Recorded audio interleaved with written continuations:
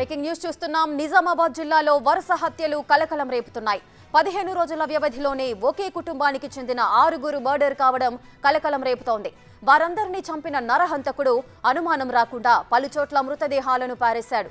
అయితే సదాశివనగర్లో గుర్తు తెలియని మహిళ మృతదేహం లభ్యం కావడంతో కిల్లర్ ఘాతుకం వెలుగు చూసింది.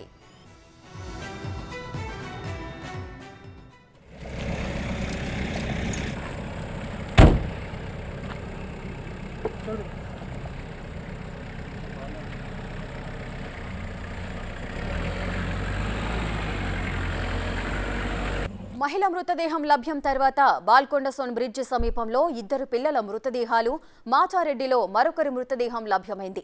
వీరంతా ఒకే కుటుంబానికి చెందిన వారిగా గుర్తించిన పోలీసులు దర్యాప్తు చేపట్టారు. చనిపోయిన వారందరూ ఒకే ఫ్యామిలీ కావడంతో ఎక్కడా మిస్సింగ్ కేసులు కూడా నమోదు కాలేదు. ఘటనపై దర్యాప్తు చేపట్టిన పోలీసులు ఈ హత్యలన్నీ ఇంటి కోసమే చేసినట్లు అనుమానిస్తున్నారు. మాక్లూర్కు చెందిన వ్యక్తిని పోలీసులు అదుపులోకి తీసుకొని విచారిస్తున్నారు.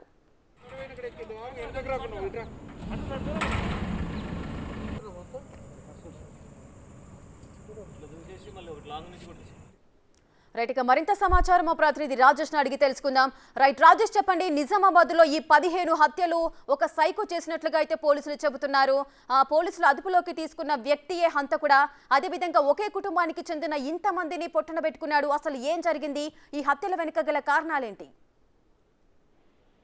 నిజామాబాద్ జిల్లాకు సంబంధించి జిల్లాలో వరుస హత్యలు కలకలం రేపాయి. 15 రోజుల వ్యవధిలో ఒకే కుటుంబానికి చెందిన 6 హత్య చేసినట్లుగా సైకో కిల్లర్ హత్య చేసినట్లుగా ఇప్పటివరకే వివరాలు వస్తున్నాయి. ఈ నేపథ్యంలోనే 15 రోజుల వ్యవధిలో ఒకే కుటుంబానికి చెందిన 6 హత్య వివిధ ప్రాంతాల్లో మృతదేహాలను పారేసి అక్కడ అంతకుడిగా మారాడని చెప్పుకోవచ్చు. సదాశివనగర్కి సంబంధించిన సదాశివనగర్లో గుర్తు తెలియని మహిళ మృతదేహం లభ్యం కావడంతో తీగ లాగితే కదిలిన డొంక ఏదైతే ఉందో వివరాలు బయటకు వచ్చాయని చెప్పుకోవచ్చు. బాల్కొండ సోన్ బ్రిడ్జ్ సమీపంలో 2 పిల్లలు మృతదేహాలు లభ్యమయ్యాయి. మాచారెడ్డిలో మరొక మృతదేహం లభ్యమైంది. మృతులంతా ఒకే కుటుంబానికి చెందిన వారు కావడంతో ఎక్కడ కూడా మిస్సింగ్ కేసు నమోదు కాలేదు. దీనిపై పోలీసులు విచారణ చేస్తున్నారు. కేవలం ఇంటి కోసం వరుస హత్యలు చేసినట్టుగా పోలీసులు అయితే అనుమానిస్తున్నారు. ప్రస్తుతం అయితే మాక్లూరుకి చెందిన నిందితుడిగా పోలీసులు గుర్తించారు. ప్రస్తుతం పోలీసుల అదుపులో నిందితుడు ఉన్నట్టుగా తెలుస్తుంది. ఇంకా ఎలాంటి వివరాలు ఇంకా బయటకు రాలేదు.